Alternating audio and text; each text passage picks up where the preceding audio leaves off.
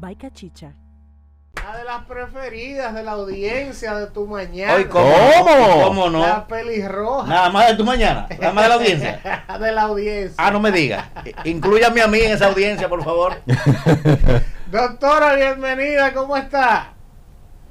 Muy bien, gracias. Aquí riéndome con las ocurrencias de ustedes.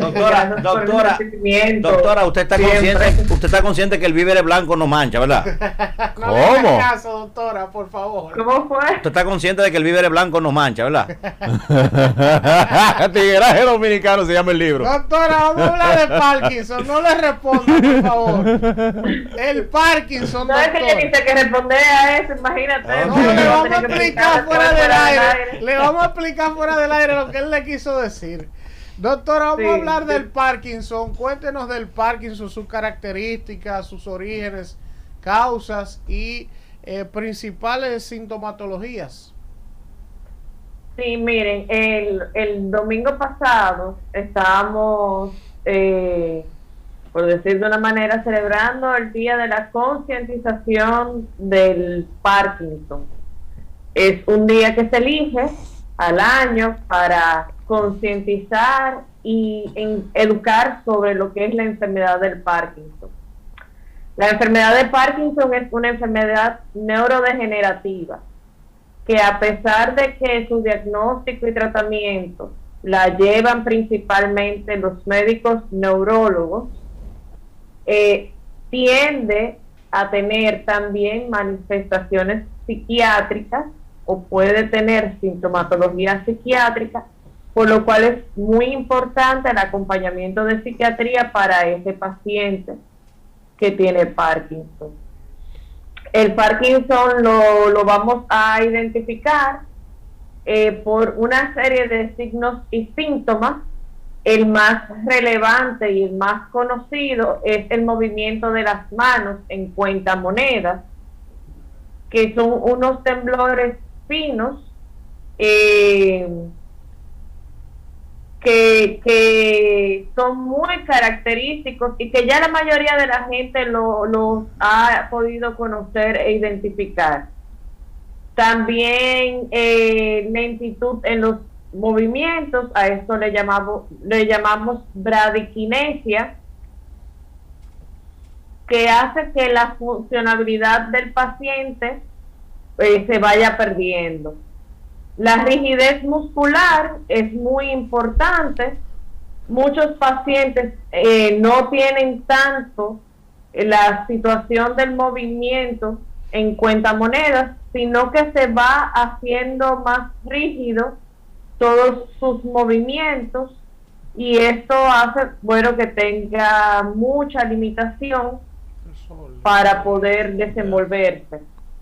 También la pérdida de los movimientos automáticos, esos movimientos que hacemos sin pensar o sin poder, o sea, sin pensar en que los estamos haciendo, como es parpadear, sonreír, esos movimientos. Ay, caramba, qué pena que se está por ir. Se van perdiendo también. ¿Me estoy escuchando bien? Sí, doctora, ahora sí. Escucha. Ah, ok.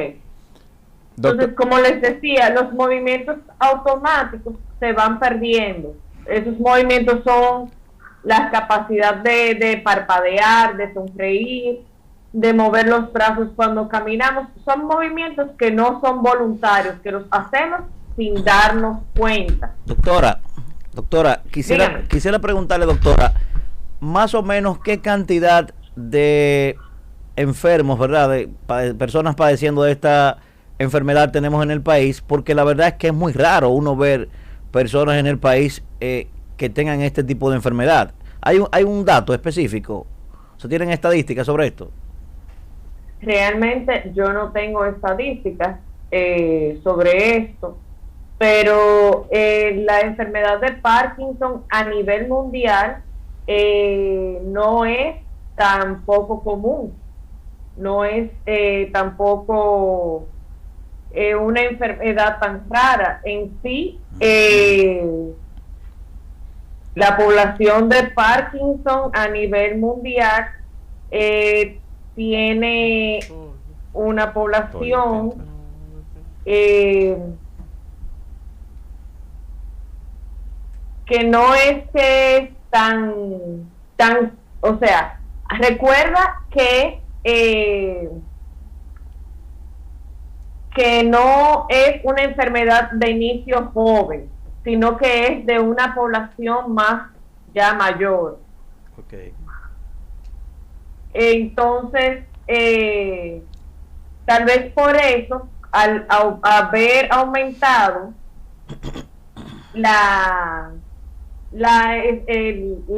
expectativa de vida, se ha hecho más común en los últimos Doctora. años. Según la OMS, a nivel mundial, 1 de cada 100 personas después de los 60 años podría padecer de Parkinson. Doctora, ¿y hay algún estudio que revele la causa de esto, el origen, si es hereditario, si es genético, pero quizás si hay mayor incidencia en personas de rasgos anglosajones?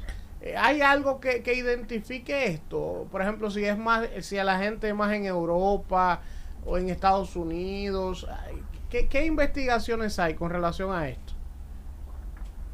Mira, realmente sí hay una predisposición genética, por eso es muy importante cuando uno está haciendo una historia clínica preguntar, pero realmente no es más común en un tipo de persona o en una raza en específico más que otra, realmente no. Lo que pasa, lo que en sí que sí es importante saber que es la segunda enfermedad neurodegenerativa más común, más frecuente que hay, y es importante saber que no solamente son las manifestaciones físicas las que se pueden presentar, sino que también hay una variación de Parkinson que puede presentarse como demencia. Y ahí sí entramos los psiquiatras en lo que es el tratamiento directo. Doctora, Cuando disculpe que sé que iba a dar otro dato interesante como el que espero comparta con nosotros a continuación. Quienes estamos en la juventud todavía, como que queremos ir prediciendo a partir de qué edad, o si en la juventud ya uno se va dando cuenta si puede comenzar a padecer con algún comportamiento extraño, con alguna forma, alguna movida, algún gesto, algún ademán, si va a padecer de este mal del Parkinson. No, lo que más puede predecir que tengas una posibilidad más alta de padecer Parkinson es tu historia familiar. Pero realmente no hay una prueba genética, no hay algo que puedas todavía decir, mira, tengo una probabilidad más alta de tener Parkinson en un futuro. Realmente no lo hay. Qué bueno. Doctora, a propósito de que usted habla del historial familiar, mire, el que yo recuerdo, ¿verdad? No sé si yo estoy equivocado, el caso más emblemático de una enfermedad de Parkinson en un paciente que yo recuerde, hablo de Mohamed Ali, ¿verdad? Ha sido para mí la persona más famosa con esta enfermedad, no sé si estoy equivocado. Entonces, a propósito de eso, que se ha dicho, ¿verdad?, que fue el tema de los golpes en boxeando que le causó esto, ¿existe la posibilidad entonces, doctora, de que unos niños que son sometidos constantemente a maltrato familiar en el hogar sean proclives mañana a padecer de Parkinson? ¿Eso es correcto? No sería Parkinson en sí. Mohamed Ali no creo que sería el ejemplo, el mejor ejemplo, porque existe una entidad que se ve mucho en los jugadores de fútbol, incluso de fútbol americano, incluso se están... o sea, no tengo claro si Mohamed Ali en sí fue Parkinson o es esa entidad que se describe en muchos jugadores de fútbol americano secundarios a lesiones traumáticas craneales. Para mí el mejor ejemplo de Parkinson sería el Papa Juan Pablo II. Ese sería el ejemplo más emblemático porque es un Parkinson puro. los traumas craneales no son una predisposición para el Parkinson. El Parkinson es una enfermedad neurodegenerativa que se da por un defecto de la producción de dopamina en la sustancia nigrans, que es un núcleo del cerebro. Es algo totalmente neurobiológico. Doctora, me imagino... No tiene que ver con los traumas craneales. Me imagino, usted me aclarará si con lo avanzada que está la investigación, la ciencia, los estudios, una vez un paciente ya de entrada edad, como usted lo ha establecido, padece esta enfermedad, ¿son reversibles con tratamientos o es curable el Parkinson, o definitivamente una vez se le diagnostica ya no hay forma de que eso vuelva atrás? Esa es una excelente pregunta. Las enfermedades neurodegenerativas no son curables ni son reversibles.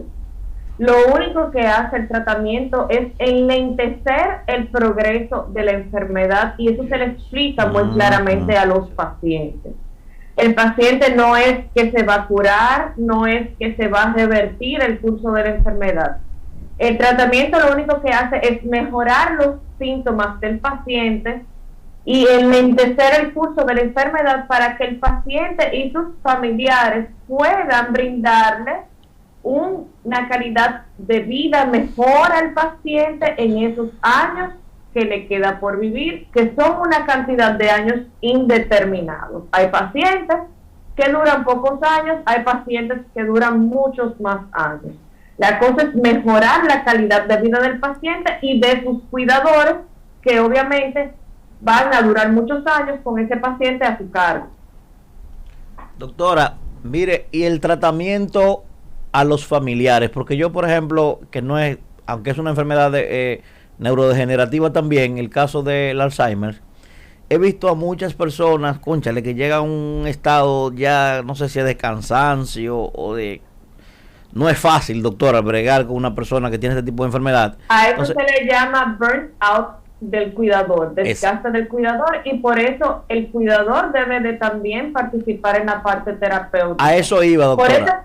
A eso iba. Por eso es que es tan importante, ahorita cuando iba a entrar en la parte de psiquiatría, por eso es que es tan importante la participación de psiquiatría en las enfermedades neurodegenerativas. Okay. No solamente para abarcar los síntomas psiquiátricos que aparecen en estas enfermedades, como puede aparecer la demencia por Parkinson, que es bastante común, pero también por lo que trae tener una enfermedad neurodegenerativa. Muchas veces, tanto para los familiares que entran en negación y para el paciente que puede desarrollar una depresión, porque esto es un duelo, es importante el acompañamiento terapéutico y muchas veces farmacológico para que esa negación, esa depresión que se puede presentar no represente un deterioro mayor en lo que es el progreso de su enfermedad. Doctora, entonces, por eso es tan importante el trabajo en equipo. Doctora, o sea que automáticamente una persona es diagnosticada, ¿verdad?, con un comienzo o con un Parkinson ya avanzado, automáticamente los familiares o el que lo va a cuidar debe ir al psicólogo o a un psiquiatra automáticamente para ser, digamos, aclimatado, ¿verdad?, para lo que le viene a partir de ese momento. ¿Eso sería lo correcto? Sería lo correcto, claro que sí, tanto el familiar como el paciente. Eso se debe hacer con todas las enfermedades crónicas. Lo que pasa es que aquí no tenemos esa cultura, pero desde que a usted le diagnostican una enfermedad crónica, es decir, una enfermedad con la que usted va a durar el resto de su vida probablemente, usted debe de tener un acompañamiento de salud mental. Dígase, hipertensión, porque usted va a tener que tener cambios en sus hábitos de vida. Usted va a tener que mentalizarse en que la vida como usted la vivía antes no va a ser igual. Diabetes, enfermedades renales, todo ese tipo de enfermedades debe de tener un acompañamiento. Y eso está descrito. Quisiera saber, doctora, en términos de cifras, ¿qué tan común es el padecimiento del mal de Parkinson en la República Dominicana, a juzgar por el cúmulo de sus datos? Ya me lo preguntaron. Le dije que no tengo estadísticas sobre eso y le hablé sobre las estadísticas de la OMS que dice... Me preocupa mucho saber el número. Bueno, imagínate, aquí es medio difícil. Las estadísticas son medio difíciles y más para los que no laboramos en el sector público. Obtenerlas no siempre están disponibles. Pero eso es, según la OMS, 1 de cada 100 pacientes por encima de los 60 años tienen grandes probabilidades de padecer Parkinson. Doctora, que extrapola en la República Dominicana. Doctora, y esta pregunta es quizás un poco... Con cuidado, Manuel. Difícil de hacerla, porque de verdad a mí me preocupa mucho ese tema. Eso es terrible, ese tipo de enfermedades. Doctora, usted sabe que hay, el dominicano, usted sabe que es muy particular, usted lo sabe mejor que yo. Dominicano, cónchale, uno quiere, es una contradicción biológica que es tan solidario y al mismo tiempo a veces tan malvado, por llamarle de alguna forma. ¿Tenemos algún centro en el país, doctora, de personas con esta característica que quizás hayan sido abandonados por los familiares o no le estén dando el tratamiento correspondiente, que entonces el Estado se pueda hacer cargo de ellos y llevarlo allí para un tratamiento por parte del Estado? ¿No tenemos eso todavía en el Estado, doctora? Específicamente para enfermedad de Parkinson. Para enfermedad de Parkinson. No, para enfermedad de Parkinson no, pero sí tenemos diferentes hospicios para envejecientes que se ocupan de envejecientes que no tienen familiares que se puedan ocupar de ellos. Aquí en Santiago tenemos el hospicio San Vicente de Paúl, que tiene un ala privado, pero también tiene un ala que funciona básicamente con beneficencia. Pero no es diferente, y así doctora, hay diferentes puntos. Y no sería diferente el tratamiento a una persona. O sea, allí están, yo sé, ancianos, ¿verdad?